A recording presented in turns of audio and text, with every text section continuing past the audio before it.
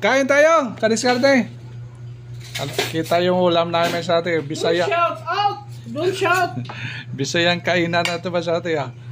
Dito si Mrs. Yung kasama ko dito. Yung mga ano natin dito, mga kasamahan.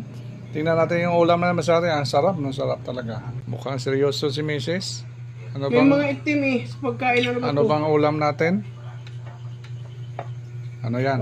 Hindi man. Wow. Ano, salad? Yes. Talong? Mm. Bisayang kaluto, Talong Bisayang at saka kaluto. ganas. Talong at saka talbos. Yan. With prito. Yon ang bulad. Yon ang ganas.